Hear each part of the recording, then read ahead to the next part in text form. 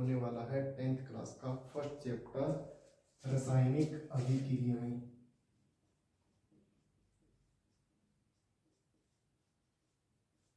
रासायनिक अभिक्रियाएं। तो देखिए बच्चों, रासायनिक अभिक्रियाएं क्या होती है, इसके प्रकार के बारे में भी जानेंगे। किस प्रकार से रासायनिक अभिक्रिया को लिखा जाता है, क्या क्या इसके रूल होते हैं, द्रव्यमान संरक्षण का नियम क्या है। तो आज हम इन सभी टॉपिकों पर चर्चा करेंगे। तो आप बने रहे वीडियो के साथ और कॉपी और पेन निकाल लें और साथ साथ में नोट डाउन करना शुरू करें। तो देखिए, केमिकल रिएक्शन या रासायनिक अभिक्रिया क्या होती है। मान लीजिए मेरे पास कोई दो पदार्थ ए और बी है। क्या है बच्चों? ए और बी। ये दोनों आपस के अंदर जुड़कर कोई तीसरा नया पदार्थ बना दे। ये दोनों जुड़कर कोई तीसरा नया पदार्थ बना दे सी। तो ये नए गुणों वाला पदार्थ क्या कहलाएगा? उत्पाद। क्या कहलाएगा? उत्पाद। और इन दोनों ने आपस में क्रिया की तो इनको क्या बोलेंगे? क्रियाकारक। क्या बोलेंगे? क्रियाकारक। या इनको बोलते हैं बच्चों रिएक्टेंट इंग्लिश में। और ये उत्पाद बनाए, इनको बोलते हैं प्रोडक्ट। क्या बोलते हैं? प्रोडक्ट। ओके। अब ये जो नया बनने वाला पदार्थ है, इसमें क्या क्या चेंज होंगे?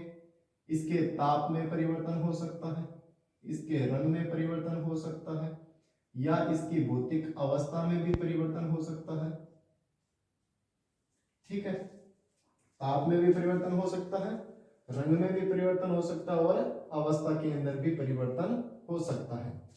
अब ये जो क्रियाकारक है, ये कौन से पदार्थ होंगे? ये रासायनिक पदार्थ होंगे। कौन से पदार्थ होंगे? रासायनिक पदार्थ। रासायनिक पदार्थ ही आपस के अंदर क्रिया करेंगे और क्रिया कर उत्पाद में चेंज हो जाएंगे। तो रासायनिक अभिक्रिया की डेफिनेशन क्या होगी? जब दो क्रियाकारक आपस में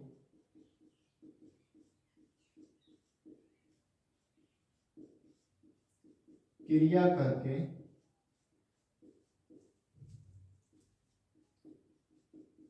उत्पाद का निर्माण करते हैं, तो इसे क्या बोलेंगे? रासायनिक अभिक्रिया। क्या बोलेंगे? रासायनिक अभिक्रिया। अब देखिए क्रियाकारक क्या होंगे। अगर डिफाइन करें क्रियाकारक को, तो क्रियाकारक बच्चों क्या होंगे? क्रिया में भाग लेने वाले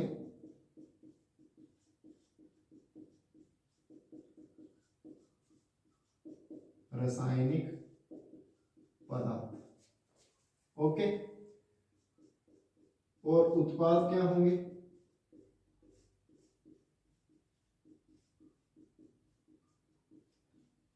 क्रियाकारक के संयोग से उत्पाद बनता है।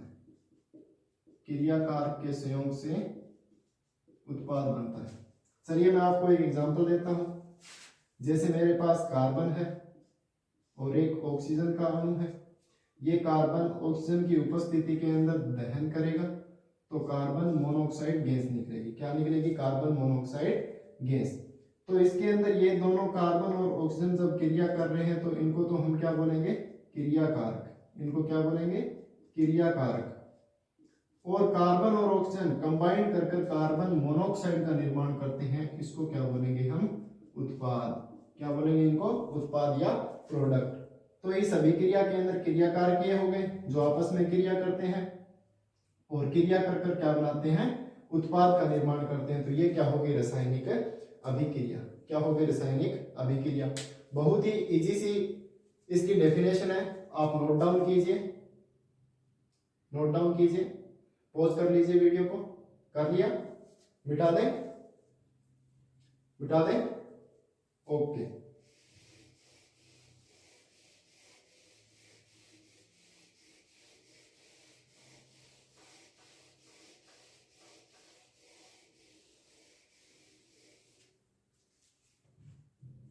चलिए बच्चों, हमने रासायनिक अभिक्रिया के बारे में पढ़ लिया।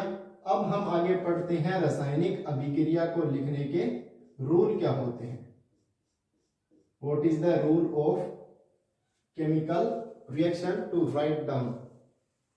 इनको लिखने के रूल क्या होंगे। देखिए, मैंने अभी एक अभिक्रिया लिखी थी कार्बन और ऑक्सीजन। क्या बना? Carbon monoxide. ठीक है। सबसे पहला रूल क्या होगा? पहला रूल ये होगा कि क्रियाकारक जब आपस में क्रिया करते हैं और उत्पाद बनाते हैं तो उत्पादों को तीर के निशान के द्वारा दर्शाया जाता है। किस निशान के द्वारा? तीर के निशान के द्वारा दर्शाया जाता है। ये देखिए, तीर का निशान है। इस तीर के निशान के द्वारा उत्पादों को दर्शाया जाता है। सेकेंड रूल देखिए, जो बच्चों क्रियाकारक होंगे वो आपस में प्लस के निशान के द्वारा जुड़ेंगे। किस निशान के द्वारा? प्लस के चिन्ह के द्वारा जुड़ेंगे। ये देखिए, एक क्रियाकारक किए, एक क्रियाकारक किए, आपस में किस निशान के द्वारा जुड़े? प्लस के निशान के द्वारा। 3 नंबर, ये जो हम क्रिया लिखते हैं, अभिक्रिया को लिखते हैं, तो इस अभिक्रिया के अंदर हर एक कार्बनिक अणु की अवस्था को भी लिखना पड़ता है। क्या लिखना पड़ता है? हर एक कार्बनिक पदार्थ की अवस्था को भी लिखना पड़ता है। तो अवस्था होती है बच्चों 4 कोई भी पदार्थ की। एक होती है द्रव अवस्था, गैस अवस्था, ठोस अवस्था और जलीय अवस्था। जलीय अवस्था। तो इन हिंदी वाले नामों को हम ऐसा का ऐसा बड़े का बड़ा तो नहीं लिख सकते इस केमिकल इक्वेशन के अंदर, तो इनको शॉर्ट करने के लिए द्रव को तो लिखा जाता है स्मॉल एल से, स्मॉल एल से लिखा जाता है, और गैस को लिखा जाता है स्मॉल जी से। ठोस यानी कि सॉलिड तो इसको स्मॉल एस से, और जलीय अवस्था यानी कि एक्वस तो द्रव को तो स्मॉल एल से, गैस को स्मॉल जी से और ठोस को स्मॉल एस से, जलीय अवस्था को ए क्यू से लिखा जाता है। तो देखिए, कार्बन ठोस होता है, ठोस को किसके द्वारा प्रदर्शित करते हैं? एस के द्वारा। तो यहां पर ये हमें एस इस प्रकार से लिखना पड़ेगा। ऑक्सीजन गैस है, गैस को किससे लिखते हैं? स्मॉल जी से, स्मॉल जी से। कार्बन मोनोऑक्साइड भी एक प्रकार की गैस है, तो इसको भी किसके द्वारा लिखेंगे? स्मॉल जी के द्वारा। तो 3 रूल हो गए। एक तो उत्पादों को तीर के निशान के द्वारा लिखते हैं, क्रियाकारक आपस में प्लस के निशान के द्वारा जुड़ते हैं, और कोई भी अभिक्रिया लिखते समय अपने को उसकी अवस्था के बारे में भी लिखना पड़ता है। अवस्थाएं 4 होती है, लिक्विड, गैस, ठोस और जलीय अवस्था। ठीक है। नंबर 4 रूल, अगर अभिक्रिया क्रियाकारकों से उत्पाद का निर्माण हो रहा है और तीर का निशान आगे की ओर है, तीर का निशान आगे की ओर है, तो इस प्रकार की अभिक्रिया को हम कहते हैं अगर अभिक्रिया। क्या लिखेंगे? अगर अभिक्रिया। अगर क्यों? क्योंकि ये अभिक्रिया आगे की ओर जा रही है। क्या जा रही है? आगे की ओर। अगर अभिक्रिया में उत्पादों से, किनसे? उत्पादों से वापस क्रियाकारक बने, तो इस प्रकार की अभिक्रिया को क्या बोलेंगे? पश्च अभिक्रिया। क्या बोलेंगे? पश्च अभिक्रिया। जैसे मान लीजिए कि हाइड्रोजन है और ऑक्सीजन है, मिलकर क्या बनाए? H2O यानी कि जल। तो हाइड्रोजन और ऑक्सीजन जब मिलते हैं तो जल बनता है, और अगर जल वापस टूटता है तो किस में टूटेगा? हाइड्रोजन में और ऑक्सीजन में। तो इस प्रकार की अभिक्रिया तो क्या कहलाएगी? पश्च।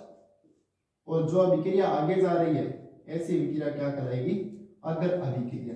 तो ये भी चिन्ह होते हैं 2 लगाने के लिए कि अगर अभिक्रिया और पश्च अभिक्रिया। अगर अभिक्रिया दोनों दिशाओं में चलती है, यानी कि आगे भी जाए अभिक्रिया और अभिक्रिया पीछे भी आए, यानी कि क्रियाकारकों से उत्पाद का भी निर्माण हो और उत्पादों से वापस क्रियाकारकों का भी निर्माण हो, तो इस प्रकार की अभिक्रिया को बोलते हैं बच्चों उत्कर्मणीय अभिक्रिया। क्या बोलते हैं? उत्कर्मणीय अभिक्रिया। ये चिन्ह भी अपने को रासायनिक अभिक्रिया के अंदर लगाने पड़ते हैं। तो ये कोई भी रासायनिक अभिक्रिया को लिखने के रूल हो गए। सबसे पहला रूल, तीर के निशान के द्वारा प्रदर्शित करते हैं। क्रियाकारक आपस में पॉजिटिव चिन्ह के द्वारा जुड़ते हैं। इसकी स्टेट 4 होती है, लिक्विड, गैस, सॉलिड और एक्वस।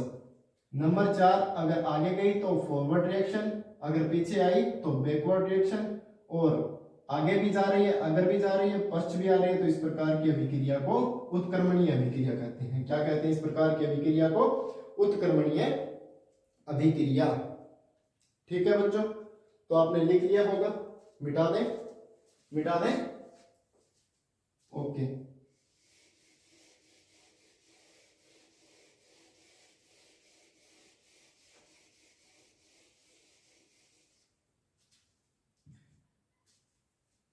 तो आगे आप देखिएगा, हम जब भी केमिकल रिएक्शन को लिखते हैं तो केमिकल रिएक्शन को लिखते समय अपने को क्या ध्यान में रखना पड़ता है कि इधर क्रियाकारकों की सांद्रता और उत्पादों की सांद्रता बराबर होनी चाहिए। क्या होनी चाहिए? बराबर होनी चाहिए। बराबर क्यों होनी चाहिए? क्यों हम इनको क्रियाकारकों को और उत्पादों को बराबर करते हैं? तो इसके लिए एक साइंटिस्ट ने रूल दिया था, द्रव्यमान संरक्षण का नियम। क्या रूल था वो? द्रव्यमान संरक्षण का नियम, मास कंजर्वेशन रूल।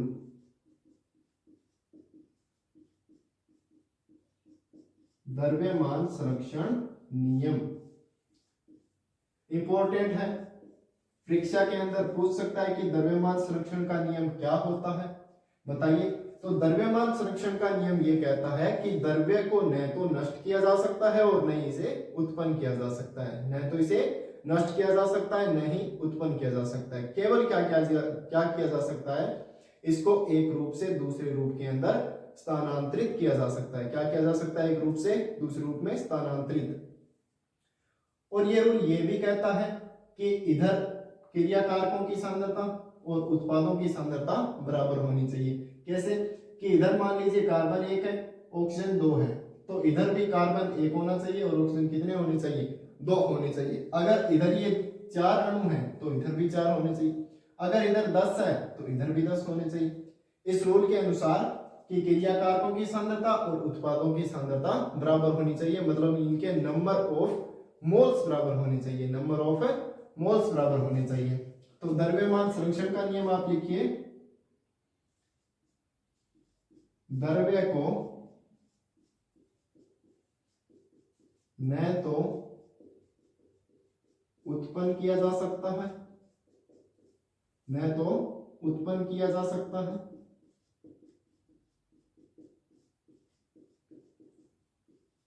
और न ही बच्चों नष्ट, और न ही नष्ट। इसे एक रूप से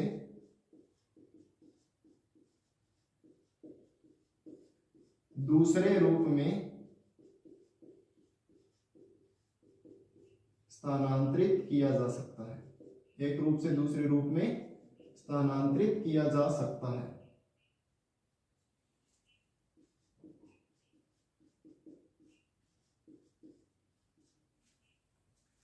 लिखिए, और यह नियम क्या कहता है कि क्रियाकारक और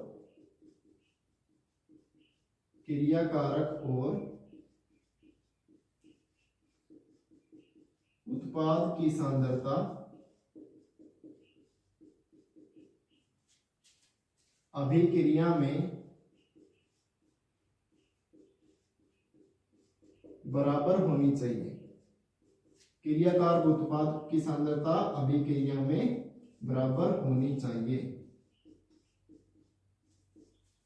नोट डाउन कीजिए आप द्रव्यमान संरक्षण का नियम, मास कंजर्वेशन रूल। कर लिया नोट डाउन? वीडियो को पॉज कीजिए, नोट डाउन कीजिए। कर लिया? मिटा दें, मिटा दें बच्चों, ओके। आप अगर साथ साथ में नोट डाउन न कर सकें तो आपके पास एक ऑप्शन है कि आप वीडियो का स्क्रीनशॉट भी ले सकते हैं, पॉज करके स्क्रीनशॉट भी ले सकते हैं। अब देखिए बच्चों, आगे हम किस पर बात करेंगे कि केमिकल रिएक्शन लिखते किस प्रकार है, केमिकल रिएक्शन लिखते किस प्रकार है। लिखने के रूल मैंने आपको बता दिए। अब ये जो पदार्थ दिए हुए हैं, ये जो तत्व दिए हुए हैं, इनको आप पहचानोगे कैसे कि ये कार्बन है, ये ऑक्सीजन है, ये कार्बन मोनोऑक्साइड बना कि कार्बन डाइऑक्साइड बना। तो इनको पहचानने के लिए आपको क्या देखना पड़ेगा, तत्वों के बारे में जानकारी होनी चाहिए। आपको क्या देखनी पड़ेगी, आवर्त सारणी। क्या देखनी पड़ेगी, आवर्त सारणी। आवर्त सारणी के बारे में तो सुना ही होगा आपने, आवर्त सारणी के बारे में सुना होगा आपने कि आवर्त सारणी क्या होती है। आवर्त सारणी 9th क्लास में आपने अगर सुना हो तो जिसके अंदर सभी के सभी तत्वों को एक व्यवस्थित क्रम में लिखा गया है, उसी को क्या बोलते हैं, आवर्त सारणी। क्या बोलते हैं, आवर्त सारणी। तो आपकी 10th क्लास के लिए कितने तत्व इंपॉर्टेंट है, 30 तत्व। कितने तत्व इंपॉर्टेंट है, 30 तत्व। 30 के 30 में दिखाऊंगा आपको, जो कि आपको क्या सहायता करेंगे, रासायनिक अभिक्रिया में कोई भी अगर तत्व हो उसको पहचानने के बारे में कि ये कार्बन है, कि ये नाइट्रोजन है, या ये ऑक्सीजन है, ये हीलियम है, ये नियोन है, ये क्या है। तो इन सभी तत्वों को पहचानने के लिए आपको आवर्त सारणी आना बहुत जरूरी है। तो आप लिख लीजिए साथ साथ में। मैं 1 नंबर से चालू करूंगा और 30 तत्व लिखूंगा, नंबर आप लगाते रहना। Hydrogen, helium, lithium, beryllium, boron, carbon, nitrogen, oxygen, fluorine, neon, sodium, magnesium, aluminium, silicon, phosphorus, sulphur, chlorine, argon, potassium, calcium, scandium, titanium, vanadium, chromium, V होगा, chromium, manganese, chromium, manganese, ferrous, chromium, manganese, ferrous, cobalt, nickel, copper और zinc. Okay बच्चों, H क्या होता है, hydrogen का symbol. H किसका symbol होता है, हाइड्रोजन का। याद रखना है, हर एक के अंदर आपने अगर नोट किया हो तो पहला अक्षर है वो बच्चों कैपिटल होगा और दूसरा अक्षर हमेशा ही स्मॉल होगा। ये कैपिटल, ये स्मॉल, यहाँ पर ये कैपिटल, ये स्मॉल। तो दोनों के दोनों अक्षर कैपिटल कभी नहीं आएंगे, पहला अक्षर कैपिटल आएगा और दूसरा स्मॉल आएगा। ये आपको याद करने हैं सिंबल कि H से क्या होता है, हाइड्रोजन का सिंबल, He हीलियम का सिंबल, He हीलियम, Li किसका सिंबल, लिथियम का, Li किसका, लिथियम का, Be होता है बेरिलियम का, बेरिलियम का, और सीधा B होता है बोरोन का। इनमें मत उलझ जाना, Be तो होगा बेरिलियम का और B किसका होगा, बोरोन का। C होगा कार्बन का बच्चों, C किसका होगा, कार्बन का। N किसका होगा, नाइट्रोजन का, N किसका होगा, नाइट्रोजन का। O किसका होगा, ऑक्सीजन का, किसका होगा, ऑक्सीजन का। F किसका होगा, फ्लोरीन का, किसका होगा, फ्लोरीन का। Ne किसका होगा, नियोन का, किसका होगा, नियोन का। Na किसका होगा, सोडियम का, Na किसका होगा, सोडियम का। Mg magnesium, Al aluminium, Si silicon, Si silicon. P किसका होगा, फास्फोरस का, फास्फोरस। S किसका होगा, सल्फर का। Cl क्लोरीन का, Cl क्लोरीन का। Ar ऑर्गन का, Ar ऑर्गन का, के किसका, पोटेशियम का, के किसका, पोटेशियम का, Ca कैल्शियम का, Ca कैल्शियम का, Sc स्केडियम का, Ti titanium, Ve vanadium, Cr chromium,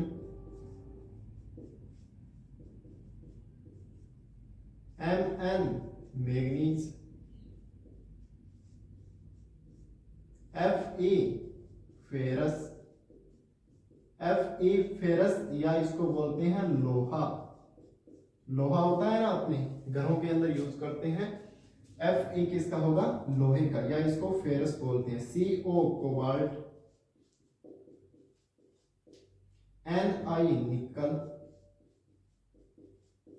Cu copper, Zn zinc का, Zn किसका होगा, जिंक का। तो आप ये सभी के सभी तत्व हैं वो नोट डाउन कीजिए, इनको याद करना है बच्चों अच्छे से, किसका सिंबल क्या होता है याद होना चाहिए। जैसे आपसे कभी भी पूछ ले कि Mn किसका, मैग्नीज का, कोबाल्ट का कौन, Co, मैग्नीज का कौन, Mn, एल्यूमिनियम का क्या, Al, फेरस का क्या, Fe, लोहे का क्या, Fe, हाइड्रोजन का क्या, H, बोरॉन का क्या, B, बेरिलियम का क्या, Be। इस प्रकार से याद होने चाहिए सभी आपको, आप नोट डाउन कीजिए या इसका स्क्रीनशॉट ले लीजिए, ले लिया, चले आगे, चले, ओके। अब बच्चों हम आपको जनरल सी बातें बताते हैं जो कि आपको केमिकल रिएक्शन के अंदर सहायता करेगी। क्या सहायता करेगी सर, वो भी बताते हैं। देखिए मान लीजिए कि एक हमने रिएक्शन अभी लिखी थी कि कार्बन और ऑक्सीजन मिलकर कार्बन मोनोऑक्साइड बनाते हैं, कार्बन मोनोऑक्साइड, क्या लिखा बच्चों मैंने, कार्बन मोनोऑक्साइड।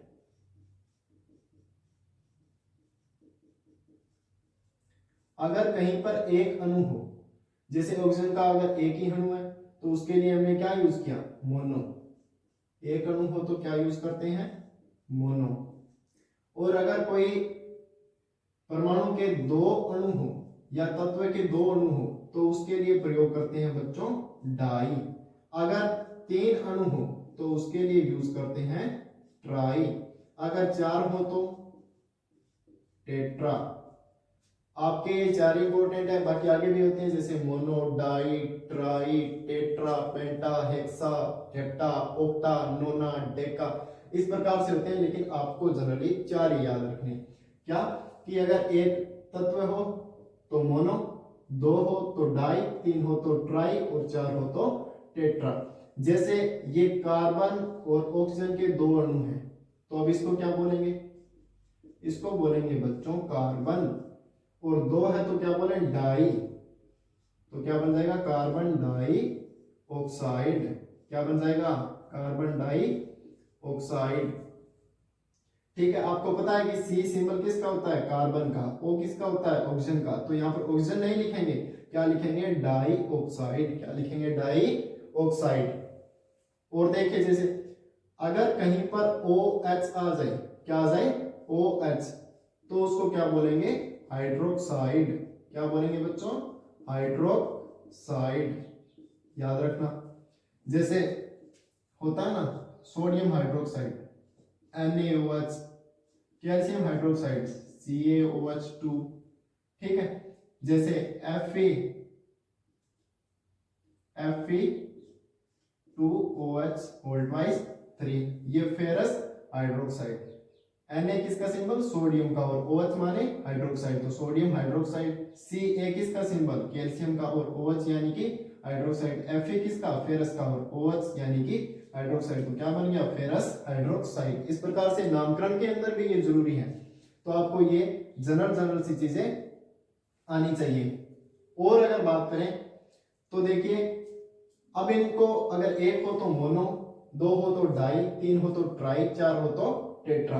अगर कोई भी अपने सूत्र बनाते हैं, जैसे मान लीजिए मैंने NaOH का सूत्र बनाया, NaOH का सूत्र बनाया, तो ये किस प्रकार से बनते हैं कि इसकी संयोजकता जितनी होती है वो तो इसके पैरों में, और इसकी जितनी संयोजकता होती है वो इसके पैरों में, इस प्रकार से लिखे जाते हैं सूत्र। इसमें आपको पता नहीं चल रहा, इसमें पता चलेगा। देखिए calcium hydroxide, calcium hydroxide, calcium की संयोजकता कितनी होती है, +2। कितनी होती है, +2। और OH के ऊपर कितनी होती है, -1 आवेश होता है। -1 लिखना जरूरी नहीं है। तो ये तो किसके पैरों में, इस कैल्शियम के पैरों में, और ये +2 किसके पैरों में, OH के पैरों में। तो क्या बन गया, CaOH, और ये 2 यहाँ पर। इसी प्रकार से Fe2OH3, Fe2OH3, ये भी इस प्रकार से बना है। इसकी संयोजकता इसके पैरों में, इसकी संयोजकता इसके पैरों में। ठीक है, अब ये संयोजकता निकालना क्या होता है, किस प्रकार से संयोजकता निकाली जाती है। क्या वैलेंसी हम सभी एटम्स की निकाल सकते हैं, जरूर निकाल सकते हैं बच्चों, लेकिन मैं आपको जनरली 10 ही निकाल के बताऊंगा। कितने निकाल के बताऊंगा, 10। चलिए 20 निकाल लेते हैं। पहला परमाणु अपने पास क्या था, हाइड्रोजन। क्या था, hydrogen, helium, lithium, beryllium, boron, carbon, nitrogen, oxygen और फ्लोरीन। ये बच्चों 1 नंबर पर था, ये 2 नंबर पर, ये 3, ये 4, 5, 6, 7, 8 और 9। अब जो भी परमाणु या तत्व जिस नंबर पर आ रहा है उसके अंदर नंबर ऑफ इलेक्ट्रॉन्स भी उतने होंगे, नंबर ऑफ इलेक्ट्रॉन्स भी उतने होंगे। इसलिए आपको बेसिक का पता नहीं है, आपको बताते हैं इलेक्ट्रॉन क्या होते हैं। कोई भी एक परमाणु होता है, उसका बीच का मिड पॉइंट क्या होता है, ये होता है नाभिक। कोई परमाणु का क्या होता है, नाभिक, और इसके चारों ओर बने होते हैं कोश। इस प्रकार से 1 कोश, 2 कोश, 3 कोश। इनको क्या बोलते हैं बच्चों, कोश। क्या बोलते हैं, कोश, या इनको बोलते हैं कक्षक। क्या बोलेंगे, कक्षक। या इनको क्या बोलते हैं, ऊर्जा स्तर। क्या बोलते हैं, ऊर्जा स्तर। सबसे बीच में जो होता है इसको बोलते हैं बच्चों नाभिक। इसको क्या बोलते हैं, नाभिक। ठीक है, नाभिक के अंदर होते हैं प्रोटॉन और न्यूट्रॉन। क्या नाम लिया मैंने, प्रोटॉन और न्यूट्रॉन। आपने छोटी कक्षा के अंदर पढ़ा होगा, नाभिक के अंदर क्या होते हैं, प्रोटॉन और न्यूट्रॉन।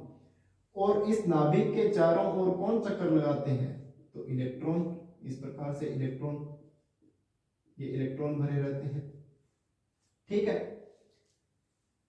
अब जो ये नाभिक के सबसे पास वाला पहला कक्षक होगा उसको हम क्या बोलेंगे, के कक्षक। क्या बोलेंगे, के कक्षक। इसी प्रकार दूसरे को क्या बोलेंगे, एल कक्षक। इसी प्रकार तीसरे को क्या बोलेंगे, एम कक्षक। इसी प्रकार चौथे को क्या बोलेंगे, एन कक्षक। तो ये किसी भी परमाणु के नाभिक के बाहर 4 कक्षक होते हैं, 4 कक्षा होती है या कोश होते हैं। पहले को क्या बोलेंगे, के कक्षक, दूसरे को एल कक्षक, तीसरे को एम कक्षक और चौथे को एन कक्षक। नाभिक में क्या क्या होते हैं, प्रोटॉन और न्यूट्रॉन। अब जो इन कक्षकों के अंदर क्या भरे रहते हैं, इलेक्ट्रॉन भरे रहते हैं। क्या भरे रहते हैं, इलेक्ट्रॉन भरे रहते हैं। तो आप जनरली याद रखना बच्चों कि इलेक्ट्रॉन पर कैसा चार्ज होता है, इलेक्ट्रॉन पर कैसा चार्ज होता है। इलेक्ट्रॉन को ई से लिखते हैं, किससे लिखते हैं, स्मॉल ई से। इसके ऊपर हमेशा नेगेटिव चार्ज रहता है। कौन सा चार्ज रहता है, नेगेटिव चार्ज। और बात करें नाभिक के अंदर ये प्रोटॉन जो होते हैं, क्या होते हैं बच्चों, प्रोटॉन, और एक क्या होते हैं, न्यूट्रॉन। प्रोटॉन और न्यूट्रॉन। प्रोटॉन को पी से दर्शाते हैं और न्यूट्रॉन को एन से दर्शाते हैं। किससे दर्शाते हैं, एन से। इनको कैपिटल पी और कैपिटल एन से, इन दोनों के ऊपर पॉजिटिव चार्ज होता है। कौन सा चार्ज होता है, पॉजिटिव चार्ज। तभी तो नाभिक के अंदर भी पॉजिटिव चार्ज, और पॉजिटिव के बाहर कौन, नेगेटिव। इस पॉजिटिव से ये नेगेटिव जुड़े रहते हैं, आकर्षित होते रहते हैं, और इन कक्षकों के अंदर क्या भरते हैं, इलेक्ट्रॉन। क्या भरते हैं, इलेक्ट्रॉन। और जनरल सी बात मैं आपको बताना चाहूं तो जैसे इलेक्ट्रॉन की खोज किसने की होगी, प्रोटॉन की खोज किसने की होगी और न्यूट्रॉन की खोज किसने की होगी। आपने छोटी कक्षाओं के अंदर जरूर पढ़ा होगा, लेकिन एक बार रिवाइज कीजिए। इलेक्ट्रॉन की खोज की थी बच्चों थॉमसन ने। किसने की थी, थॉमसन ने। और प्रोटॉन की खोज की थी बच्चों गोल्डस्टीन ने। किसने की, गोल्डस्टीन ने। न्यूट्रॉन की खोज की बच्चों जेम्स चैडविक ने। किसने की, जेम्स चैडविक। James Chadwick. तो ये बात हुई अपने जनरली एटम्स के बारे में, परमाणु के बारे में। परमाणु होता क्या है, किस प्रकार से दिखता है, ये सबसे हाईली मॉडल है, सबसे हाईली मॉडल है। बीच के अंदर नाभिक होगा, नाभिक में प्रोटॉन और न्यूट्रॉन रहेंगे। बाहर कक्षक होंगे, पहले कक्षक को के बोलेंगे, दूसरे को एल बोलेंगे, तीसरे को एम बोलेंगे और चौथे को एन बोलेंगे। अब सर इन कक्षकों के अंदर तो इलेक्ट्रॉन बने रहते हैं, कितने कितने इलेक्ट्रॉन भर सकते हैं, तो ये भी ध्यान रखना बच्चों, के अंदर आप मैक्सिमम नंबर ऑफ इलेक्ट्रॉन 2 भर सकते हैं। कितने भर सकते हैं, 2 इलेक्ट्रॉन। बाकियों में 8 इलेक्ट्रॉन, इसमें भी 8, इसमें भी 8 और इसमें भी 8। इस प्रकार से ये नाभिक और कक्षक मैंने आपको बताया। समझ में आया बच्चों, लिख लिया, लिख लिया, मिटा दें।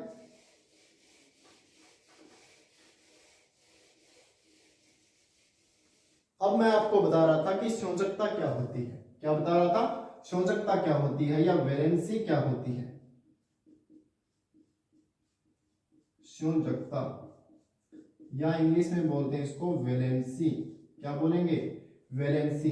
संयोजकता बच्चों होती है कि ये कोई भी तत्व है, कोई भी तत्व है या परमाणु है, उसके सबसे बाह्यतम कोश में, ध्यान से सुनना, कोई भी तत्व के बाह्यतम कोश में भरे जा सकने वाले इलेक्ट्रॉनों की संख्या, भरे जा सकने वाले इलेक्ट्रॉनों की संख्या की मैक्सिमम इसके अंदर कितने इलेक्ट्रॉन भर सकते हैं, वही उस तत्व की क्या होगी, संयोजकता। और प्रैक्टिकल भी बताएंगे कि किस प्रकार से भरते हैं, लास्ट कोश के अंदर कितने इलेक्ट्रॉन, कितनी इसकी संयोजकता। तो अंतिम कक्षक में भरे जा सकने वाले इलेक्ट्रॉनों की संख्या ही क्या होगी, वैलेंसी या संयोजकता। या संयोजकता किसको बोलेंगे कि अंतिम कक्षक से वो कितने इलेक्ट्रॉन का आदान कर रहा है या फिर प्रदान कर रहा है। जैसे या कितने इलेक्ट्रॉन ले रहा है, कितने इलेक्ट्रॉन ले रहा है या कितने इलेक्ट्रॉन दे रहा है, वो उसकी क्या होगी, संयोजकता। तो अगर आपको डेफिनेशन लिखनी हो, हालांकि ये डेफिनेशन है नहीं, आप जनरली समझ लीजिए, आपके लेसन से रिलेटेड नहीं है, किसी और लेसन के अंदर होगा, मैंने आपको ऐसे ही बताया है। तो संयोजकता निकालना सीख लीजिए। संयोजकता निकालना किस प्रकार से सीखते हैं कि हाइड्रोजन के अंदर मान लीजिए मेरे पास 1 इलेक्ट्रॉन है। 1 इलेक्ट्रॉन का पता कैसे चला, क्योंकि ये बच्चों जितने नंबर पर आते हैं, कितने नंबर पर, जैसे बोरॉन 5 नंबर पर है तो इसके अंदर 5 ही इलेक्ट्रॉन होंगे। अगर कोई तत्व 10 नंबर पर आ रहा है तो उसके अंदर 10 ही इलेक्ट्रॉन होंगे। अगर कोई तत्व 20 नंबर पर आ रहा है तो उसके अंदर 20 इलेक्ट्रॉन होंगे। अब मैंने आपको बताया था कि हर एक परमाणु के अंदर 4 कोष होते हैं। 4 क्या होते हैं, कोष। पहले कोष का क्या नाम, के कोष। कौन सा, के। दूसरा एल, तीसरा एम और चौथा एन। इधर हम बच्चों लिखेंगे संयोजकता। क्या लिखेंगे, संयोजकता। ठीक है। अब मेरे पास इलेक्ट्रॉन कितने, नंबर ऑफ इलेक्ट्रॉन कितने, 1 इलेक्ट्रॉन। इसके अंदर मैक्सिमम कितने भर सकता हूं मैं, 2। इसमें कितने मैक्सिमम, 8। एम में भी कितने, 8। एन में भी कितने, 8 इलेक्ट्रॉन। तो इसमें मैं 2 भर सकता हूं, लेकिन इलेक्ट्रॉन तो मेरे पास सिर्फ 1 ही है, तो मैंने ये 1 इलेक्ट्रॉन इसमें भर दिया। किसमें भर दिया, के कोष में। ठीक है। तो इसकी संयोजकता कितनी हो गई, संयोजकता की डेफिनेशन क्या बताई, अंतिम कोष। ये तो इसका अंतिम ही है, इससे ज्यादा इलेक्ट्रॉन भी नहीं, तो अंतिम कोष में भरे गए इलेक्ट्रॉनों की संख्या संयोजकता होगी। तो इसकी संयोजकता कितनी होगी, 1 होगी। कितनी होगी, 1 संयोजकता। हीलियम के पास मेरे कितने इलेक्ट्रॉन, 2 इलेक्ट्रॉन, तो भर भी मैं कितने सकता हूं, 2। इसके अंदर मैक्सिमम कितने भरे जा सकते थे, 2 इलेक्ट्रॉन। संयोजकता भी कितनी, 2। लिथियम के पास कितने इलेक्ट्रॉन, 3 इलेक्ट्रॉन। भर कितने सकता हूं, के अंदर, इसमें भी तो हम 2 ही भर सकते हैं। तो मेरे पास कितना इलेक्ट्रॉन बचा, एक इलेक्ट्रॉन। एक मैं कहां पर भरूंगा, आगे वाले में। एक किस में भरूंगा, आगे वाले में। अब देखिए बच्चों, इसके अंदर 8 इलेक्ट्रॉन भर सकता था मैं, लेकिन भरे कितने, एक इलेक्ट्रॉन। अब हर कोई परमाणु चाहता है कि वो अक्रिय गैस जैसा इलेक्ट्रॉनिक विन्यास ग्रहण करे। अक्रिय गैसें कौन सी होती है, जो कभी भी किसी से क्रिया नहीं करती। अक्रिय गैसों के अंदर आती है जैसे helium, neon, organ, krypton, xenon, radon, क्योंकि इनके अंतिम कोश के अंदर 8 इलेक्ट्रॉन पूरे होते हैं, पूरा का पूरा कक्षक भरा हुआ होता है। तो ये भी चाहते हैं कि हमारा कम से कम एक कक्षक तो भरा रहे। ये तो नहीं भर सकता, इसको तो कितने इलेक्ट्रॉन और चाहिए, 7 इलेक्ट्रॉन, नंबर ऑफ 7 इलेक्ट्रॉन चाहिए। तो ये क्या करेगा, अपना एक इलेक्ट्रॉन दे देगा, एक इलेक्ट्रॉन अपना डोनेट कर देगा। तो इसकी जब डोनेट करता है, मान लीजिए कि इसने डोनेट किया, आपने किसी को पैसे दिए तो वो ब्याज देगा आपको, तो पैसे क्या होंगे, प्लस। इस प्रकार से याद रखना कि आपने किसी को पैसे दिए और वो आपको ब्याज देगा, तो पैसे क्या होंगे, प्लस होंगे। तो इसी प्रकार ये जब इलेक्ट्रॉन देते हैं तो इनकी संयोजकता प्लस होती है, और ये किसी से ग्रहण करते हैं, किसी से ग्रहण करते हैं तो इनकी संयोजकता होती है माइनस के अंदर। तो इसने एक इलेक्ट्रॉन दिया तो इसकी संयोजकता क्या हो गई, +1। इसके अंदर नंबर ऑफ इलेक्ट्रॉन कितने, 4, भर कितने सकते हैं, 2। इसमें भी कितने भर सकते हैं, 2। अब ये 2 रखेगा कि नहीं रखेगा, तो ये 2 डोनेट करेगा ताकि इसका अंतिम कोश ये फुल ऑफ फील्ड हो सके। तो इसने 2 दिए तो इसकी संयोजकता +2। ठीक है। अब ये बोरॉन, बोरॉन के पास नंबर ऑफ इलेक्ट्रॉन कितने, 5, भर कितने सकते हैं, 2। इसमें कितने भरे, 3, तो इसकी संयोजकता कितनी, +3। इसके पास कितने इलेक्ट्रॉन, 6 इलेक्ट्रॉन, 2 यहां भर सकते हैं और 4 यहां भर सकते हैं। अब देखिए बच्चों, इसमें आपको संयोजकता +4 नहीं करनी है। क्यों नहीं करनी है, मैं बताता हूं आपको। कि ये इलेक्ट्रॉन कितने चाहता है, 8 चाहता है। कितने करना चाहता है, 8 करना चाहता है। ये चाहता है कि किसी न किसी प्रकार से मेरे पास मैक्सिमम नंबर ऑफ इलेक्ट्रॉन 8 हो जाए। तो 8 करने के लिए क्या करेगा, अब ये 4 त्याग भी सकता है, मतलब किसी को 4 इलेक्ट्रॉन दे भी सकता है और 4 इलेक्ट्रॉन ले भी सकता है, लेकिन ये अब कंफ्यूज हो गया कि 4 दें कि लें। तो ये जब कंफ्यूज हो जाए या लास्ट कोश के अंदर 4 इलेक्ट्रॉन आ जाए तो इसकी संयोजकता होती है बच्चों कितनी, 4। कितनी होती है संयोजकता, 4 0 होती है इसकी संयोजकता। कितनी हो जाएगी, 0 संयोजकता। अब देखिए नाइट्रोजन के पास 7 इलेक्ट्रॉन, भर कितने सकते हैं, 2। लास्ट में कितने बचे, 5 इलेक्ट्रॉन। इसमें 2 भर दिए, 5 इधर भर दिए, कितने हो गए, 7। अब ये 5 इलेक्ट्रॉन दे या फिर 3 इलेक्ट्रॉन लेने में फायदा है, तो इसको 3 इलेक्ट्रॉन लेने में फायदा है। तो ये लेगा, तो मैंने आपको बताया कि अगर इलेक्ट्रॉन ग्रहण करता है तो उसके ऊपर नेगेटिव चार्ज आता है। कौन सा चार्ज आता है, नेगेटिव। तो ये कितने इलेक्ट्रॉन ग्रहण करना चाहेगा कि इसके अंदर 8 हो जाए, तो 3 इलेक्ट्रॉन चाहता है ना, तो इसकी संयोजकता भी कितनी हो जाएगी, -3। अब इसके पास नंबर ऑफ इलेक्ट्रॉन कितने, 8, तो 2 तो मैंने यहां पर भर दिए और 6 यहां पर भर दिए। अब ये कितने लेना चाहता है, 2 इलेक्ट्रॉन ग्रहण करेगा, ग्रहण करेगा तो नेगेटिव चार्ज यानी कि -2। फ्लोरीन के पास कितने, 9 इलेक्ट्रॉन, 2 मैंने यहां पर भर दिए, 7 मैंने यहां पर भर दिए। कितने इलेक्ट्रॉन ग्रहण करेगा, 1 इलेक्ट्रॉन, तो -1। इसी प्रकार से नियोन का देखिए, नियोन के अंदर नंबर ऑफ इलेक्ट्रॉन कितने, 10, 2 यहां पर भरे, 8 मैंने यहां पर भरे। अब देखो ये बच्चों कोश है वो फुल फिल्ड हो गया। क्या हो गया, फुल फिल्ड हो गया। इसके अंदर 8 इलेक्ट्रॉन पूरे हो गए। अब ना तो ये किसी को इलेक्ट्रॉन देगा और ना ही किसी से इलेक्ट्रॉन लेगा, तो इसकी संयोजकता कितनी हो जाएगी, 0। कितनी हो जाएगी संयोजकता, 0। इसी को हम क्या बोलते हैं, अक्रिय गैस से। मैंने आपको बताया था कि helium, neon, organ, krypton, xenon और रेडॉन अक्रिय गैसें होती है। तो ये इस प्रकार से मैंने आपको संयोजकता निकालना बताया है। आप नोट डाउन कीजिए, नोट डाउन कर लिया, कर लिया, ओके बच्चों। तो ये क्लास हम यहीं पर खत्म करते हैं। मिलते हैं किसी नेक्स्ट क्लास के अंदर, किसी नेक्स्ट टॉपिक के साथ। ठीक है, आगे की क्लास के अंदर हम देखेंगे रिएक्शन के टाइप्स क्या होते हैं, कितने प्रकार की रिएक्शन होती है, और इम्पोर्टेंट टॉपिक देखेंगे बच्चों हम कि रिएक्शन को बैलेंस कैसे किया जाता है, क्या होती है कंकाली अभिक्रिया, किस प्रकार से बैलेंस करते हैं। तो खैर छोड़िए, वो आगे के टॉपिक के अंदर आएंगे। तो ठीक है, मिलते हैं किसी नेक्स्ट वीडियो के साथ। देखने के लिए धन्यवाद। थैंक्स। ओके बच्चों।